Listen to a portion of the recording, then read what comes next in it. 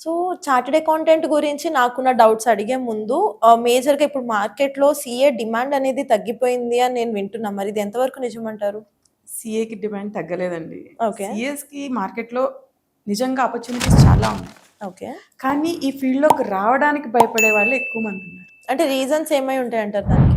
అంటే comparatively సీఎంఏ, CS ఇట్లాంటి కోర్సులతో compare చేస్తే సీఏ అన్నది కష్టము అని ఒక మిత్.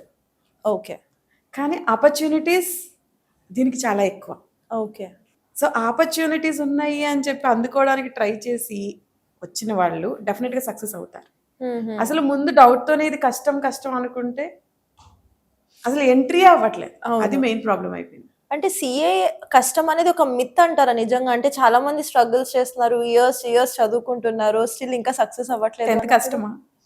కాదు. కానీ 7థ్‌లో ఉన్నప్పుడు 10థ్ కష్టమనే అనుకునేవాళ్ళం. ఎగ్జాక్ట్‌లీ. ఇది కూడా అంతే. ఓకే. ఇప్పుడు డిగ్రీ కంటే సీఏ డెఫినెట్‌గా కష్టమే. యెస్. Degree comparatively easy. హుహు. కానీ మీరు ఎర్నింగ్స్ కంపేర్ చేస్తే డిగ్రీ చదివిన వాళ్ళకి బేసిక్ సాలరీ ఎంత వస్తుంది బీకామ్ చేస్తే? 15, 20, 25 హార్డ్‌లీ అంతే ఉంది. బేసిక్ స్టార్టింగ్ 15,000 కంటే ఎక్కువ ఎవరు ఇవ్వరు అవును. ఫ్రెషర్. 15 ఉంది.